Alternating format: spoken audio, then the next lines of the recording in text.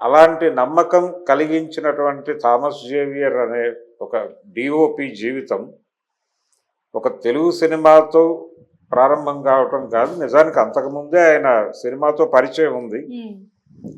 పిల్లవాడిగా మొదలైంది ఆయన జీవితం.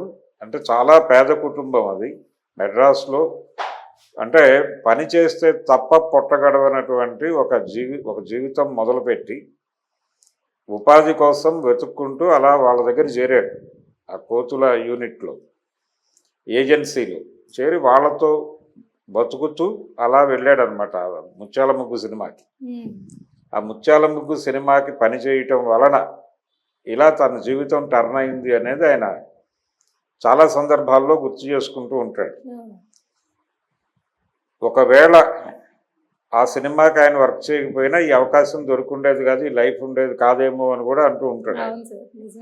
అలా అంటే ఆయన జీవితం ద్వారా మనకు అర్థమయ్యేది ఏంటంటే థామస్ జేవియర్ అనేటువంటి ఒక కెమెరామెన్, ఇప్పుడు స్టార్ కెమెరామెన్. ఆయన సల్మాన్ ఖాన్ సినిమాలు కూడా చాలా చేశాడు. ఆయన ఇలా ఆయన ఈ స్థాయి అందుకోవటం అనేది ఆయన స్వయం కృషి, ఆయన కష్టం పడ్డాడు. అంటే చాలామంది పిల్లలు ఏమనుకుంటారంటే ఈ రకమైన ఇన్ఫ్రాస్ట్రక్చర్ ఉంటే తప్ప జీవితంలో ముందుకు వెళ్ళలేము అనుకుంటారు.